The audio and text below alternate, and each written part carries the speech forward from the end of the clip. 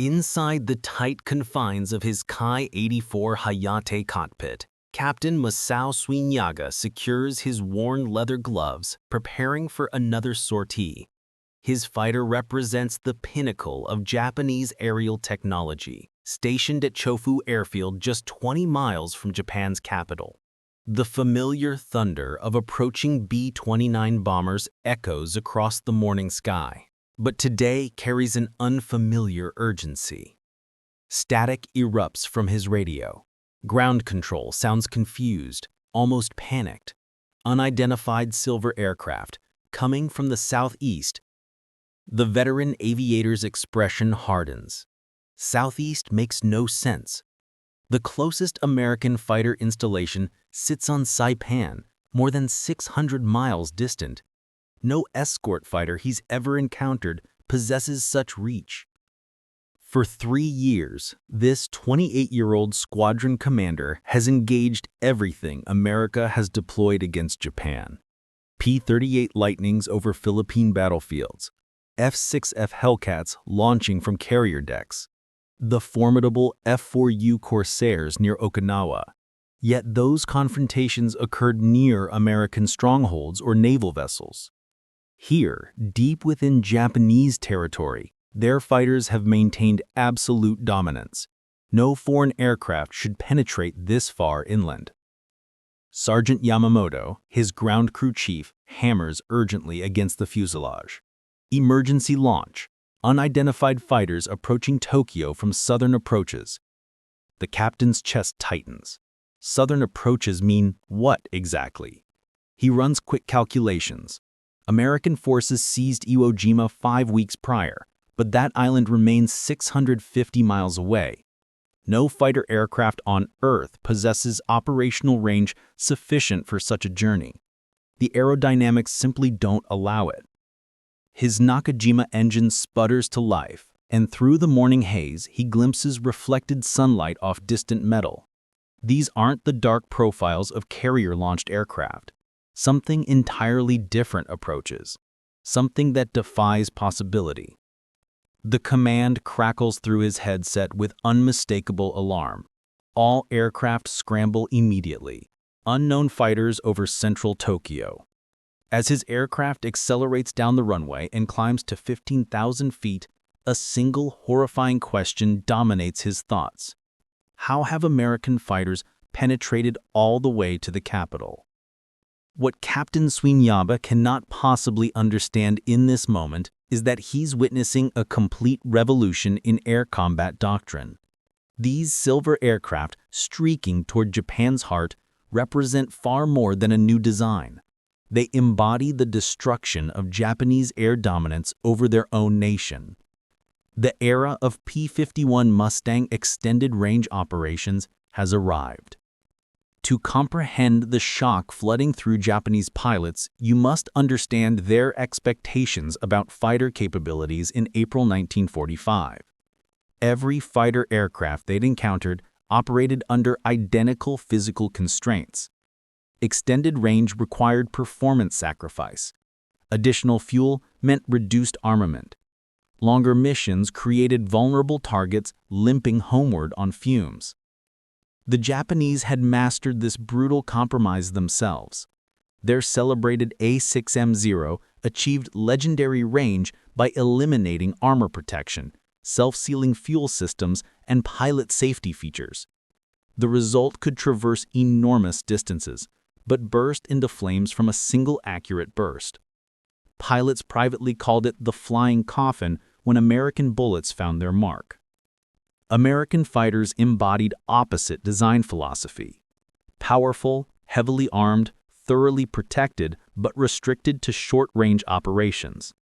The compact P-47 Thunderbolt mounted 8 50-caliber machine guns and could absorb punishment that would annihilate a Zero. Yet its combat radius barely exceeded 300 miles. The twin-engine P-38 Lightning offered improved range but required bases reasonably close to target areas. This fundamental limitation provided Japanese home defense with crucial advantage. Without American fighters capable of reaching the mainland, Experienced Japanese pilots could concentrate entirely on destroying unescorted bombers. Every B-29 crew understood they faced Japanese interceptors alone once crossing the coastline. Lieutenant Akira Watanabe, launching from Haneda Airfield in his Kai-61 Heian, had constructed his entire combat approach around this reality. He'd briefed his wingmen just 2 days earlier. The Americans arrive fat and slow. Their escorts turn back at the shore. That's our moment. Climbing through 12,000 feet in formation with 5 other Japanese fighters at 0647 hours, Watanabe identifies them first. Sleek, silver aircraft diving toward the massive Nakajima manufacturing complex at Musashino. But the sight contradicts everything he knows. These aren't bombers.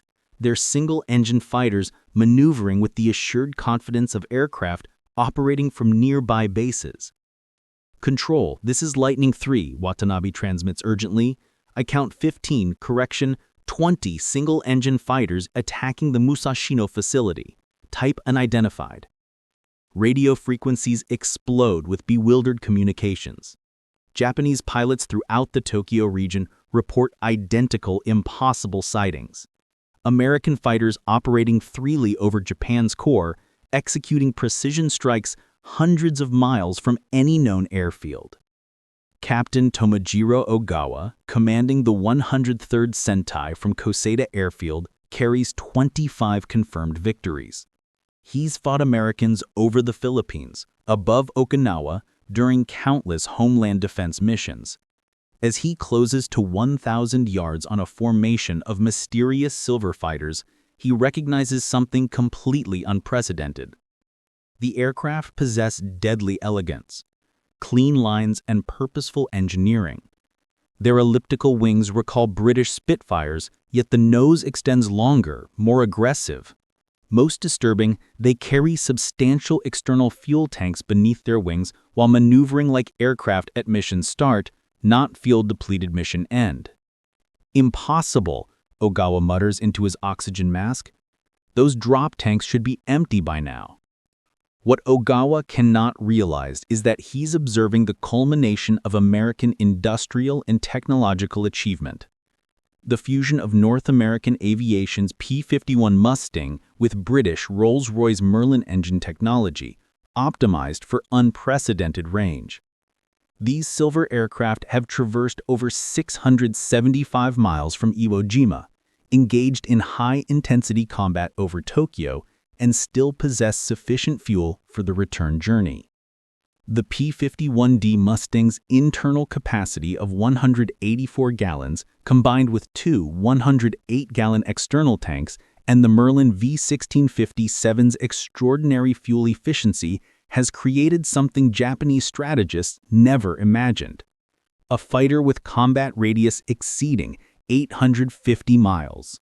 Flight Sergeant Kenji Nakamura, diving his Kai-84 toward the American formation, feels his understanding of aerial warfare disintegrating. If they can reach Tokyo, nowhere in Japan remains safe. We cannot even retreat. The Americans aren't merely present over Tokyo, they're hunting. Major Robert W. Moore of the 15th Fighter Group's 45th Squadron identifies Ogawa's Kai-84 climbing toward the bomber stream and banks sharply to intercept. What follows contradicts every Japanese expectation of fuel-conserving defensive engagement from long-range intruders. This is aggressive, confident, predatory flying. Moore's P-51D, still carrying 200 gallons despite the 700-mile journey from Iwo Jima, accelerates into a power dive that would be suicidal for any conventional long-range fighter. The Mustang's Packard-built Merlin V1650-7 engine produces 1,695 horsepower at war emergency power, propelling the streamlined fighter past 400 miles per hour in its attack dive. Ogawa, confronting impossible reality, brakes hard left and dives for lower altitude. Behind him, Moore's Mustang follows effortlessly, its abundant remaining fuel enabling aggressive maneuvering that contradicts everything Japanese pilots understand about extended-range fighter operations. At this moment, watching American fighters dominate skies over their own capital with hours of fuel remaining, Japanese pilots begin comprehending a terrifying truth. Aerial warfare's fundamental rules have changed, and nobody informed them. The engagement commences at 06:58 hours over Musashino. Within seconds, Captain Masau Swinyaga realizes he's fighting phantoms, aircraft that shouldn't exist, executing maneuvers that defy logic, piloted by men who should be desperately conserving fuel for an impossible homeward journey. Instead, the P-51 Mustangs are hunting. Major Robert W. Moore's voice transmits to his wingman, "Blue Flight, drop tanks now, we have company." Swinyaga watches in stunned disbelief as American fighters jettison their external fuel tanks, not because they're empty, but because they're preparing for combat with fuel surplus. "That's impossible," Swinyaga whispers into his oxygen mask. "Those tanks should be depleted 50 miles ago." Moore's P-51D banks sharply and climbs towards Swinyaga's Ki-84. The Japanese pilot instinctively turns to meet the attack head-on, a tactic that has served him well against fuel-starved American fighters in previous engagements. But as the silver Mustang approaches, Swinyaga notices something that freezes his blood. The American isn't flying like a pilot at the end of a 700-mile ordeal. He's flying like he's operating from his home airfield. The two fighters close at combined speed exceeding 700 miles per hour. Swinyaga fires first, his two 12.7mm machine guns and two 20mm cannons reaching toward the approaching Mustang. Orange tracers streak between aircraft as Moore responds with devastating burst from 650 caliber machine guns, each firing 850 rounds per minute. At the last moment, both pilots break. Swinyaga right, Moore left. But instead of extending the engagement to conserve fuel as every long-range fighter pilot must, Moore immediately reverses into a climbing left turn, pursuing Swinyaga with aggressive tenacity of a pilot who possesses hours of remaining combat endurance. "This is madness," Swinyaga gasps into his radio, pulling 5 Gs in a desperate climbing turn. "How much fuel do these aircraft carry?" What Swinyaga doesn't know is that Moore's P-51D began its mission with 400 gallons of fuel, more than double what the Japanese pilot has ever encountered in a single-engine fighter. Even after flying 675 miles from Iwo Jima, the Mustang still carries 200 gallons, sufficient for an hour of high-intensity combat, plus the long flight home. 3 miles distant, Lieutenant Akira Watanabe finds himself in even more desperate circumstances. He's engaged 2 P-51Ds simultaneously, and they're coordinating their attacks with precision that speaks of extensive training and absolute confidence in their aircraft's capabilities. "Control, this is Lightning 3, Watanabe broadcasts frantically. "These fighters aren't withdrawing. They're not conserving fuel. How is this possible?" Captain John B. Hampshire, leading the second flight of Mustangs from the 506th Fighter Group, speaks to his wingman, Lieutenant Robert Carr. His voice carries across radio frequencies. "They don't comprehend, do they? We can remain and fight. We can remain and hunt. We can reach anywhere in their empire and still return home." The psychological impact on Japanese pilots is immediate and catastrophic. Everything they've constructed their defensive strategy around, the assumption that American fighters must withdraw at the coastline, has been shattered by aircraft performing impossible feats 650 miles from their base. Watanabe's Ki-61 Hyayen, damaged by repeated hits from 50 caliber bullets, makes a fatal error. Assuming the Americans must be critically low on fuel, he extends the engagement, attempting to outlast them. Instead, Hampshire's P-51D, flying with confidence of a pilot who knows his aircraft's true capabilities, closes methodically and delivers a killing burst into the Japanese fighter's engine. The Kawasaki HA-40 engine explodes in a fountain of oil and coolant. Watanabe's final radio transmission, intercepted by ground stations across Tokyo, captures the moment of realization. They're not leaving. They're not running out of fuel. How did they get here? Meanwhile, Captain Tamajiro Ogawa, one of Japan's most experienced pilots, finds himself locked in single combat with Major Moore's P-51D over the burning Nakajima factory. For 3 minutes, an eternity in aerial combat, the two aircraft dance through the sky in deadly ballet of cannon fire and machine gun bursts. Ogawa's Ki-84 Hien, Japan's most advanced fighter, is theoretically superior to the P-51 in climb rate and turning ability, but theory crumbles against the reality of what Moore is flying. A fighter that has crossed an ocean to reach this battlefield and still possesses fuel and ammunition to fight with uncompromising aggression. In a move that will be analyzed by aviation historians for decades, Moore deliberately sacrifices altitude for speed, diving his Mustang from 15,000 feet to 8,000 feet in a maneuver that consumes precious fuel. Any rational long-range fighter pilot would be hoarding every drop for the journey home. Instead, Moore is trading fuel for tactical advantage with the confidence of a pilot who knows his aircraft's true capabilities.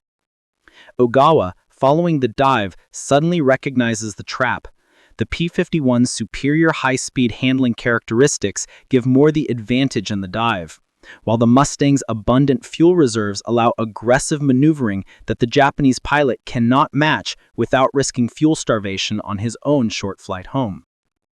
At 8,000 feet, Moore pulls his P-51 into a climbing left turn that brings his guns to bear on the Japanese fighter's Ki-84.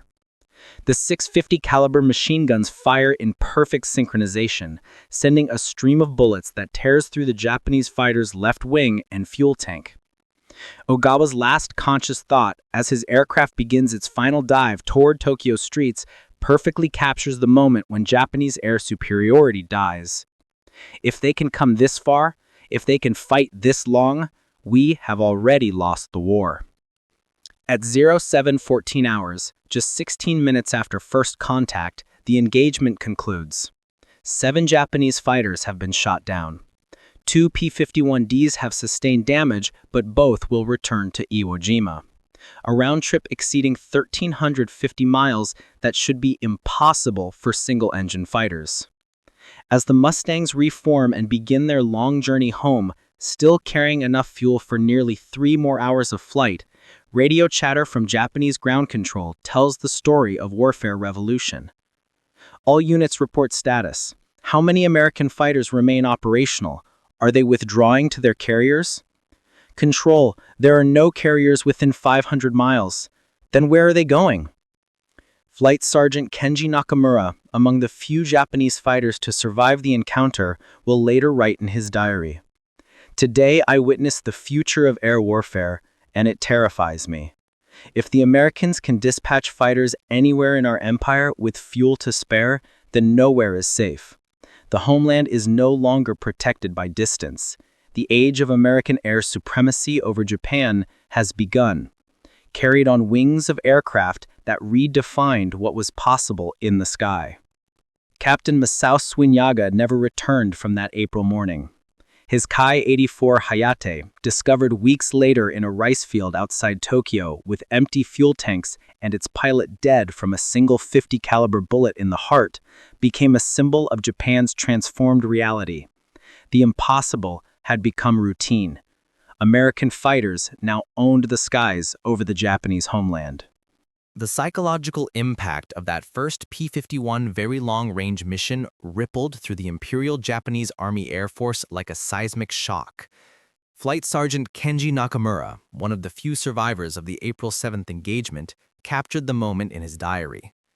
"We have spent 3 years learning to fight Americans who must turn back at our coastline. Now they come and go as they please with fuel to hunt us like rabbits in our own sky." Within days, Japanese defensive strategy underwent fundamental transformation. No longer could pilots rely on the sanctuary of distance. American P-51D Mustangs with their revolutionary range of 1,650 miles could strike anywhere in the Japanese Empire and still return safely to Iwo Jima.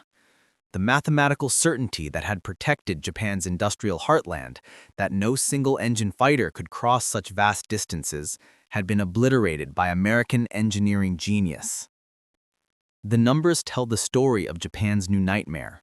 Between April 7th and August 15th, 1945, P-51 Mustangs flew 51 very long-range missions against the Japanese home islands, flying round trips averaging 1,350 miles, distances that would have been considered fantasy just months earlier.